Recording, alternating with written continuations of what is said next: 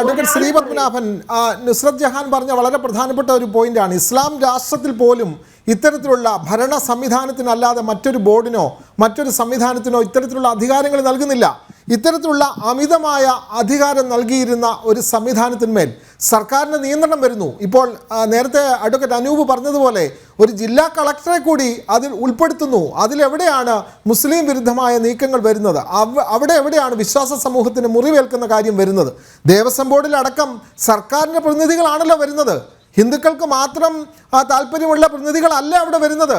Devaswom board എന്ന് പറയുന്നത് തന്നെ സർക്കാരിൻ്റെ സമ്പൂർണ്ണ നിയന്ത്രണത്തിലുള്ള ബോർഡാണ്.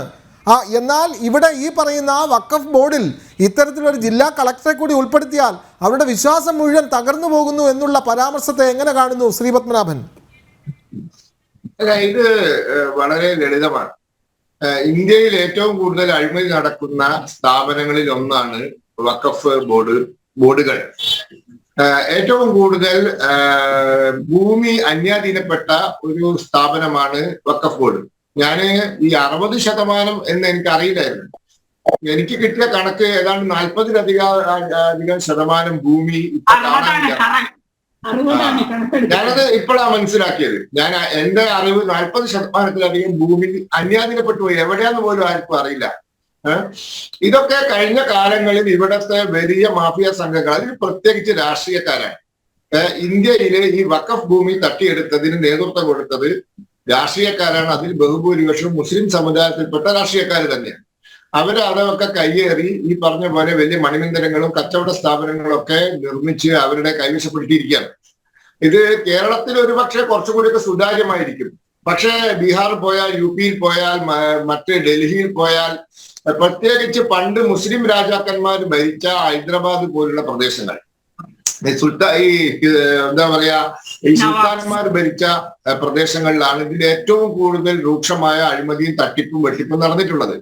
കാരണം ഒരു സാധാരണക്കാരൻ വഖഫ് ചെയ്യും പോലെ അല്ല സുൽത്താൻമാരും അതുപോലെ തന്നെ അവരൊക്കെ വഖഫ് ചെയ്ത് ആയിരക്കണക്കിന് ഏക്കർ ഭൂമിയൊക്കെ കൊടുത്തതൊന്നും ഇപ്പൊ കാണാനില്ല.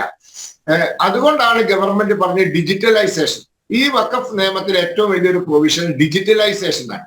ഈ സകല ഭൂമിയും അത് ഡിജിറ്റലൈസ് ചെയ്യാൻ പോവാണ്. ഇത് കൃത്യമായ കണക്കെടുക്കാൻ പോവാണ്. എന്നിട്ട് ഇത് സർക്കാർ നിയന്ത്രണം എന്തിനാ കൊണ്ടുവരുന്നത്? ഇപ്പൊ ഞാനൊരു ഉദാഹരണം പറയാം. ഇപ്പൊ ഗുരുവായൂർ ദേവസ്വം ബോർഡിൽ ഒരു അഴിമതി നടന്നാൽ വിജിലൻസിന് അന്വേഷിക്കാം. കാരണം അതൊരു പബ്ലിക് എന്താ പറയാ മണിയായി കണക്കാക്കപ്പെടുന്ന ഒരു സർക്കാർ ഡിപ്പാർട്ട്മെന്റിന്റെ കീഴിലാണ്. ഇവിടത്തെ വഖഫ് ബോർഡിൽ അഴിമതി നടന്നാൽ ഒരു അന്വേഷണവും ഇല്ല, ഒരു കേസും ഇല്ല. അവർ തമ്മിൽ എന്തെങ്കിലുമൊക്കെ ബഹളം ഉണ്ടാവുന്നല്ലാതെ. ഇവിടെ ദേവസ്വത്തിന് ശ്രീപത്മനാഭൻ, ഇവിടെ ദേവസ്വത്തിന് ഒരു മന്ത്രി തന്നെയുണ്ട്, ഒരു വകുപ്പ് തന്നെയുണ്ട്. പിന്നെ വഖഫിനും വകുപ്പും മന്ത്രിയൊക്കെ ഉണ്ട്. പക്ഷെ അവിടേക്ക് ഈ സർക്കാർ തലത്തിലുള്ള അന്വേഷണങ്ങളും കാര്യങ്ങളൊന്നും നടക്കുന്നില്ല. അപ്പൊ ഒരു ജില്ലാ കലക്ടറെ പോലുള്ള ഒരാൾ, ഏതോ ആളായിക്കട്ടെ, ഡിസ്ട്രിക്ട് കലക്ടറാണ്, എക്സിക്യൂട്ടീവ് മജിസ്ട്രേറ്റ് ആണ്.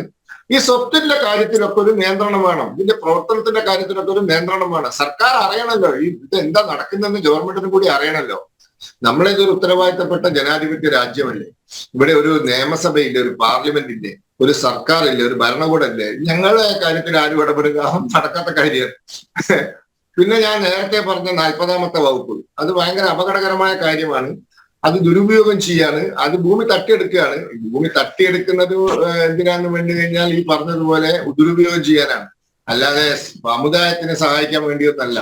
അത് ഈ പറഞ്ഞ പോലെ ഈ വഖഫ് എല്ലാ സംസ്ഥാനത്തും വഖഫ് കുറച്ച് ആൾക്കാരുടെ കയ്യിലാണ്, വളരെ വർഷങ്ങളായി, പതിറ്റാണ്ടുകളായി.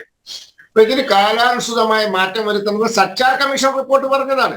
സച്ചാർ കമ്മീഷൻ റിപ്പോർട്ട് പറഞ്ഞു, പാർലമെന്ററി കമ്മിറ്റികൾ പറഞ്ഞു. ഈ വഖഫിനെ സംബന്ധിച്ച്, സ്വത്തിനെ സംബന്ധിച്ച് പാർലമെന്ററി കമ്മിറ്റികൾ നിരവധി തവണ ശുപാർശ ചെയ്തു. അപ്പൊ ഈ കാര്യങ്ങളൊക്കെ കണക്കിലെടുത്തിട്ടാണ് നിയമം കൊണ്ടുവന്നിട്ടുള്ളത്. ഇനി നിയമത്തിന്റെ വകുപ്പുകളെ സംബന്ധിച്ച് അല്ലറ ചില്ലറ അഭിപ്രായ വ്യത്യാസങ്ങൾ ഉണ്ടെങ്കിൽ അതൊക്കെ ചർച്ച ചെയ്യാം. ഗവൺമെന്റിന് വാശിയൊന്നുമില്ല. ഒരു കാര്യത്തിൽ ഗവൺമെന്റ് നിർബന്ധ ബുദ്ധിയുണ്ട്. ഈ സംവിധാനം ഒന്ന് സുതാര്യമാക്കും, ഇതൊന്ന് ഉടച്ചു വാർക്കും, ഇതൊന്ന് സുതാര്യമാക്കും. അനിയന്ത്രിതമായ എന്തും ചെയ്യാവുന്ന പ്രവർത്തനം അവിടെ നടത്താൻ അനുവദിക്കില്ല. അത് നടക്കാത്ത കാര്യമാണ്. അത് നിരോധിക്കും. അപ്പൊ നിയന്ത്രണത്തോടു കൂടി എല്ലാത്തിനും ഒരു സുതാര്യത വരും, ഡിജിറ്റലൈസേഷൻ വരും, ടെക്നോളജി വരും. അപ്പൊ ആ രീതിയിൽ ഇത് മുന്നോട്ട് പോകും. അതിൽ കുറച്ച് ആൾക്കാർക്ക് വിഷമം ഉണ്ടാവും. കാരണം ഇതിന്റെ ആനുകൂല്യങ്ങളൊക്കെ അനുഭവിക്കുന്ന ആൾക്കാർക്ക് വലിയ വിഷമം ഉണ്ടാവും. അപ്പൊ അതുകൊണ്ട് ഏതായാലും സർക്കാരിന്റെ എന്താ പറയാ മറ്റേ ബില്ല് അവതരിപ്പിച്ചു. ഇനി പാർലമെന്ററി കമ്മിറ്റി പഠിക്കട്ടെ, അത് കുഴപ്പമൊന്നുമില്ല. പഠിച്ചിട്ട് അതിന് വേണ്ട എന്താ പറയുക സൂക്ഷ്മ പരിശോധന നടത്തട്ടെ. ഉചിതമായ മാറ്റങ്ങളൊക്കെ പാർലമെന്ററി കമ്മിറ്റി പറഞ്ഞാൽ അത് സർക്കാർ അനുസരിച്ച്, സർക്കാരിന് ഇതിൽ വാശിയൊന്നുമില്ല. ഏതായാലും ഇതൊന്ന് അടിച്ചുവാരി വൃത്തിയാക്കും, അതിലൊരു സംശയവുമില്ല. അഴിമതി വഖഫ് ബോർഡിൽ നിന്നും എന്നേക്കുമായി അവസാനിപ്പിക്കും, അതിലൊരു സംശയമില്ല. തീർച്ചയായും.